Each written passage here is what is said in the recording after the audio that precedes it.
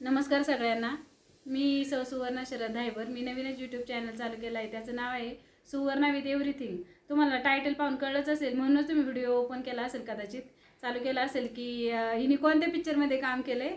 तर त्याची स्टोरी सांगण्याआधी मी थोडीशी माझी स्टोरी सांगते तुम्हाला। तर माझं माहेर नगर जिल्ह्यातलं आहे आणि मी सासर पुणे जिल्ह्यातलं आहे।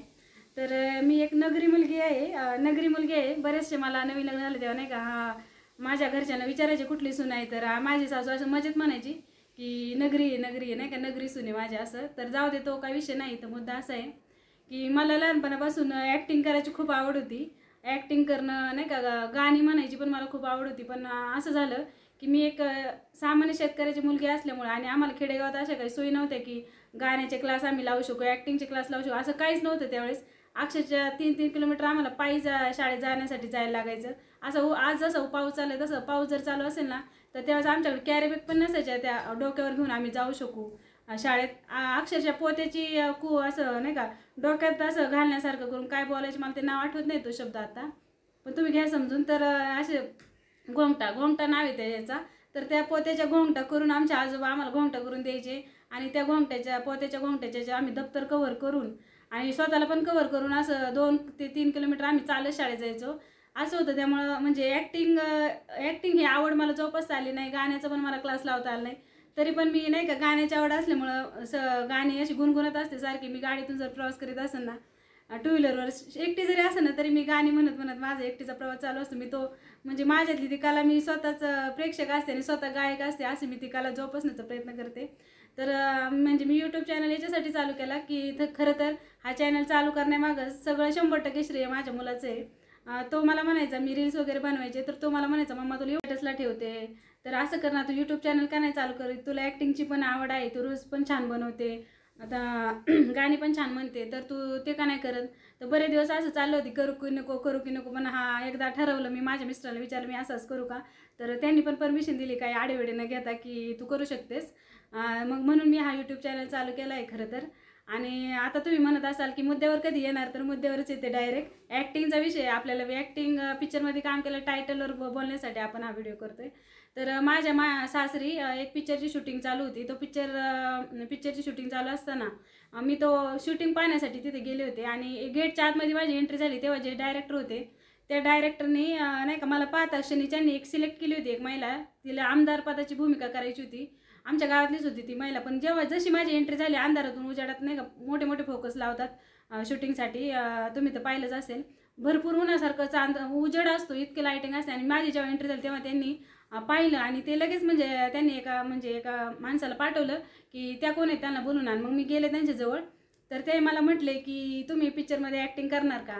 तर हा प्रश्न विचारला म्हणजे मला तर एक क्षणभर असं वाटलं की मी स्वप्नात तर नाही ना, तर ते स्वप्न नव्हतं, ते खरं होतं। आणि मी मागचा पुढचा कोणाचा विचार न करता माझ्या मिस्टरांना कोणाला विचारायच्या आतच मी हो म्हणून टाकलं आणि म्हटलं काय करायचं मला, तर म्हटले काय नाही की आमदार म्हणून एक भूमिका आहे आणि पुण्यातील एक कसबापेठ म्हणून तिथले आमदार म्हणून तुम्ही इलेक्शनसाठी उभे राहणार आहे, अशी भूमिका आहे, तर करणार का। तर मी खूप म्हणजे नाही का उत्साहाने हो म्हटलं आणि मी ती भूमिका केली पण जसं त्यांनी सांगितलं। अगदी अर्ध्या तासात मी ते सगळं कॅप्चर केलं आणि केली पण ती भूमिका।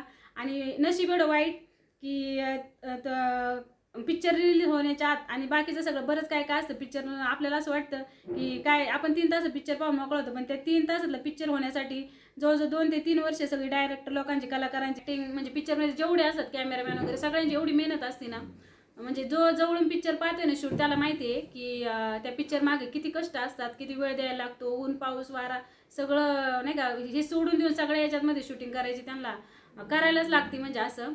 तर मुद्दा असा आहे की मी केलेल्या पिक्चरमध्ये मोहन जोशी सर होते, निशा पुरोळेकर या मेन हिरोईनच्या रोलमध्ये, सयाजी शिंदे हे यांनी त्यांच्या नवऱ्याचं काम केलं होतं, सतीश तारे ते आज आपल्यात नाही आहेत पण त्यांनी सुद्धा त्या पिक्चरमध्ये काम केलेलं आहे।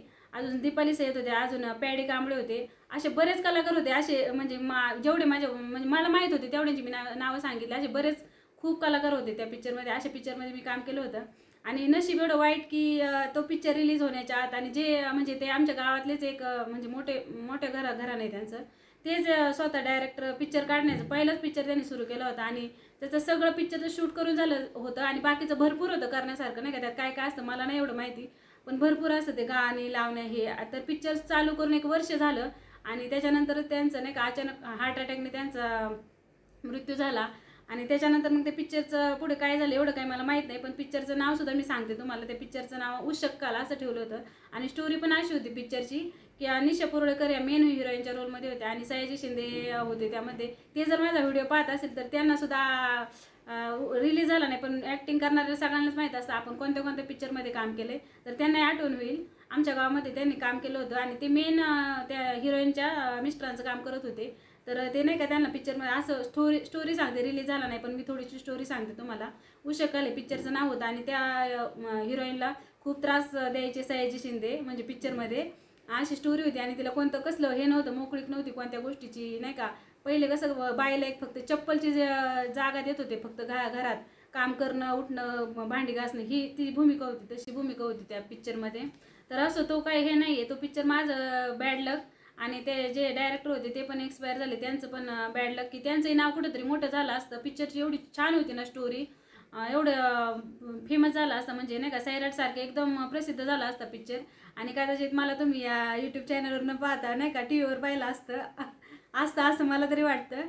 तर असो, त्यामुळेच मी ते ॲक्टिंगची आवड जोपासण्यासाठी नाही का मी यूट्यूब चॅनल चालू केला आहे. तर मग यूट्यूब बघणाऱ्यांना सगळ्यांना माझी विनंती आहे की प्लीज माझ्या यूट्यूब चॅनलला सबस्क्राईब केलं नसेल तर सबस्क्राईब करा. मी एक सामान्य गृहिणी आहे आणि काहीतरी वेगळं करण्याचा प्रयत्न करीत आहे.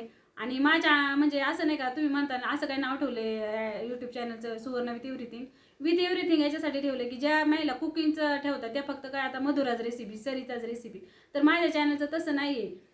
तुम्हाला सगळं काही माझ्या चॅनलवर बघायला लागेल, कारण आमची शाखा कुठेही नाही. तुम्ही जर सुवर्ण विथ एव्हरीथिंग या चॅनलला सबस्क्राईब केलं तर तुम्हाला त्या चॅनलवर रेसिपी पाहायला मिळणार आहे, टेलरिंगचं पण छोटे छोटे टिप्स पाहायला मिळणार आहेत. घरात कसं टापटी ठेवायचं किचनचे छोटे छोटे टिप्स मी तुम्हाला सांगणार आहे. परत घरच्या घरी हेअर स्पा कसा करायचा, हेअर स्ट्रेटनिंग कशी करायची, अशी छोटी सगळंच म्हणजे रांगोळी कशी काढायची. ज्याला रांगोळी काढते ते सुद्धा महिला ती पाहून व्हिडिओ पाहून रांगोळी काढू शकते. असे बरेच व्हिडिओ मी अपलोड करणार आहे. जेवढे माझ्या अंगात किडे आहेत ना तेवढे मी दाखवण्याचा प्रयत्न तुम्हाला करणार आहे. आणि त्यासाठी तुम्हाला माझ्या चॅनलला सबस्क्राईब करायचं आहे, लाईक करायचं आहे. माझ्याकडून काही चुकलं तर कमेंट करायचे आहे. आणि प्लीज कमेंट अशा चुकीच्या करत जाऊ नका. तुम्हाला असं वाटायचं हिला काही काम आहे, ही मोकळीच असते. पण एक रील आणि एक व्हिडिओ बनवण्यासाठी खूप कष्ट घ्यावे लागतात. 2-2, 3-3 तास एका व्हिडिओ मागे कष्ट घ्यायला लागतात, तेव्हा तो व्हिडिओ अपलोड होतो. असं काही नाही की मोकळेच हिला काही काम नाही म्हणून, असं अजिबात नाही आहे. ती सुद्धा मी तुम्हाला एखाद्या दिवशी व्हिडिओ हे करून दाखवेल की एक व्हिडिओ काढण्यामागे किती कष्ट घ्यायला लागतात. तर ते सुद्धा मी तुम्हाला व्हिडिओ बनवून त्याचं नक्कीच तो अपलोड करीत. मग तुम्ही पाहू शकता की एक व्हिडिओ बनवण्यासाठी किती कष्ट घ्यायला लागतात. असाच कोणता हे करतात नाही काही रील्स वगैरे बनवतात, शॉर्ट बनवतात. तर काही काही लोक त्यांना असं कमेंट करतात की यांना काय काम आहे, त्या घरीच बसलेल्या आहेत असं तसं.